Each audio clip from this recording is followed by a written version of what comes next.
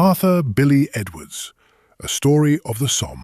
Arthur Edwards, also known as Billy, was born on a cold January morning in 1897 in the village of Ramsbury, east of Wiltshire, where the land rolls gently and life followed the rhythm of seasons rather than clocks.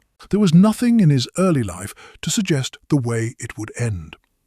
Like most boys of his time and place, he would have worked young, hands in soil, or tending horses, or carrying out whatever labour the day demanded. When war came in 1914, it arrived not as something real, but as something distant, spoken of in newspapers and on street corners. But for young men like Billy, it didn't stay distant for long. He joined the army early, still barely out of boyhood. His first regiment was the cavalry, the 18th Hussars. That alone suggests he had experience with horses and a certain self-discipline. However, by 1916, the war had no use for cavalry. Men were dismounted, reassigned, absorbed into the infantry. Billy became one of them, transferred into the 7th Battalion of the East Yorkshire Regiment. There would have been months of training in England, including rifle drills and route marches. Long periods of waiting mixed with rumours of deployment. The journey to war usually began quietly. Troops boarded trains crowded with kit bags and rifles, passed through southern ports under military guard, and crossed the Channel in crowded transport ships, often at night to avoid German submarines. For many soldiers, the emotions were conflicted. Some were excited, some nervous, others deeply afraid but unwilling to admit it aloud. Many still believed they would survive. Many convinced themselves the war might soon end. By the time Billy reached France in 1916, the Battle of the Somme was already consuming entire battalions. The men arriving from England would have seen endless columns of wounded heading in the opposite direction. Even before reaching the trenches, they understood the reality waiting ahead. The great advances promised in July had stalled into attritional fighting among mud, shattered villages, and obliterated trench systems. The ground around Gueudecourt and Le Transloy had been fought over repeatedly. What had once been farmland and open rolling country had become a grey wasteland of shell holes and broken timber. The trenches offered little relief. They were no longer the structured lines shown in maps or imagined in training. The constant rain and shelling had collapsed their walls. Duckboards had sunk or floated away. Water pooled along the bottom, where men stood for hours in wet boots. Their feet softened, swelled and split, a condition known as trench foot. The skin whitened, then blackened. Infections followed. For some, it meant evacuation. For others, it meant amputation. By the time autumn came, Billy had been in the army nearly 3 years. He wrote home less than 2 weeks before his death. The letter was brief, but it told the truth plainly. "It's murder out here now," he wrote. There was no poetry in it, no attempt to soften what he saw. Billy lamented he would be happy to, quote, "come home with an arm or something off." He simply wanted to survive and see his family again. He enjoyed his time in the Hussars and believed his time in the infantry was, quote, 2 years of my life wasted. He went on to report, "It's murder out here now. Mud and slush up to your knees everywhere. They can't get the wounded away. They are laying out in the mud, dying from exposure. If a fellow is wounded, he has to lay and die." Billy goes on to say, "But you are far better dead than a life like this. You are out of all your misery. The cold is terrible. Rain, sludge, shells, and dead bodies everywhere." Conditions were indeed appalling. Sleep, when it came, was shallow and broken, interrupted by cold, by discomfort, or by the ever-present sound of artillery. In the days leading up to early November, the battalion was operating near the village of Le Transloy during the final phase of the Battle of Le Transloy. By then, the offensive had lost any sense of momentum. What remained was attrition. Short advances measured in yards, paid for in lives. Orders came down for another movement forward. Billy's company was in reserve at first, positioned behind the line near the shattered remains of earlier fighting. As the day wore on, the situation at the front demanded reinforcement. The order was given. They were to move up. Billy was assigned as a guide. It was his job to lead officers and men across the broken ground toward their objective, through terrain that had been obliterated by months of shelling. It was dangerous work. Runners moved alone or in pairs, often across open ground. They were visible, they were exposed, and they were essential. On the afternoon of Sunday the 5th of November, they moved out. The distance was just over a mile. It might as well have been 10. They left the relative cover of their position and stepped into open ground. Almost immediately, they came under observation. Somewhere behind the German lines, artillery observers watched for movement. Once spotted, the response was swift. A barrage began. Not a single explosion, but a curtain, shell after shell falling in succession. There was no real cover, only shallow depressions and shell holes filled with water. Machine gun fire joined in, cutting across the field. Still, they pressed forward. Billy was ahead, doing what he had been ordered to do, leading, guiding, moving steadily through the chaos.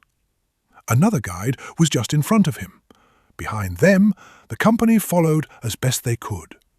They were close now, within a few hundred yards of where they needed to be. And then it happened. A shell landed between the two guides. There was no warning beyond the brief, indistinct sound that every soldier came to know, the incoming note of artillery, too late to react to. The explosion was immediate and overwhelming. When the officer behind them regained consciousness, he found himself partially buried by the blast. Then he saw Billy. He had been killed instantly. The violence of the shell had ended his life in a single moment. Under normal circumstances, stretcher-bearers or burial parties would attempt to recover the dead and wounded as quickly as possible. But by November 1916, conditions around Le Transloy had become some of the worst seen during the entire Somme offensive. Like many soldiers killed during the battle, Billy was left where he had fallen. His body likely remained on the battlefield for some time, possibly days, while the fighting continued around him. Recovery parties usually worked at night when shellfire eased, moving carefully through darkness and mud to search for the dead and wounded. Over time, many soldiers simply disappeared into the battlefield itself. Billy's body was never formally recovered or identified after the battle. Today, his name is recorded among the missing on the Thiepval Memorial, alongside thousands of other men whose graves were lost in the mud and destruction of the Somme. In the days that followed, his name would have been recorded in the battalion's casualty returns. These lists were compiled under difficult conditions: names, ranks, numbers, and brief notes: killed, wounded, missing. They were passed up through the chain of command, from company to battalion, then onward through administrative channels. From there, the process became more formal. The War Office would eventually issue an official notification to his family, a telegram or a letter, brief, factual, impersonal. But that was not the only record of him. Captain John Moore, who commanded his company, wrote to Billy's father. So did another officer who had been beside him at the moment of his death. In one of the letters, the officer beside Billy described how they moved together toward the road from Gueudecourt to Le Transloy, with Billy slightly ahead. He wrote, "When we got to within a short distance of the road, a shell burst between your son and myself. I was within about a yard of him and was knocked unconscious by the explosion. Your son was killed instantly." The sentence is short and direct. He continued, he suffered no pain. Whether the officer truly knew that, or whether he hoped it might bring some comfort to Billy's parents, no one can now say. The letter closed respectfully, quietly. He was a brave and reliable soldier. Today, there is no grave that bears his name. Instead, he is remembered on the Thiepval Memorial, one of thousands who were lost in that landscape of mud and shellfire, whose bodies were never recovered or identified. His name is carved in stone. When the war finally ended, the trenches around the Transloy did not disappear overnight. The land had been torn apart by years of shellfire, dugouts, wire, and defensive lines carved deep into the earth. Entire hillsides had been reshaped by war. But slowly, over the years that followed, the battlefield was reclaimed. Shells were cleared where possible, the ground was levelled, farmers returned, and, gradually, the scars of the Somme were covered again by fields of wheat and pasture. And yet, the battlefield never fully disappeared. Across the fields of northern France and Belgium, farmers continue to uncover what has become known as the Iron Harvest, a deadly collection of unexploded artillery shells, grenades, bullets, rusted weapons, and sometimes the remains of soldiers. Farmers gather the shells into piles at the edges of their properties, waiting for bomb disposal teams to collect them. The Iron Harvest has been a constant source of artifacts for the museum located near the Thiepval Memorial. During the First World War, more than 1 billion artillery shells were fired across Europe. Millions never exploded. Instead, they sank deep into the mud of battlefields like Verdun, the Somme, and Ypres, where entire landscapes were shattered by constant bombardment. Even today, many of these shells remain dangerous. Some still contain chemical agents, such as mustard gas and phosgene. Bomb disposal units in France continue to destroy tons of wartime explosives every year. There are other reminders too.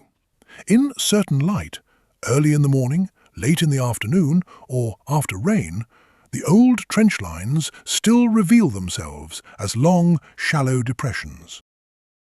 Along the roads and at the edges of fields, small cemeteries appear, orderly, precise, and still. Rows of white headstones stand against the open sky. Some bear names, others do not. And not far away, rising above the landscape, stands the Thiepval Memorial. It is vast, larger than anything around it, and it carries the names of thousands of men who have no known grave. Among them is Arthur Edwards. There is no marker to show exactly where he fell, no cross in the field, no stone set into the ground. Somewhere between the roads, between the villages, on land that is now ploughed and seeded, the moment came and passed without leaving a visible trace. The shell burst, the noise faded, and the earth closed over it. And so the story does not end where he died. It continues in the ground itself, in the fields that were once a battlefield, in the names carved into stone, and in the knowledge that beneath the calm surface of the present, the past is still there, not gone, just buried.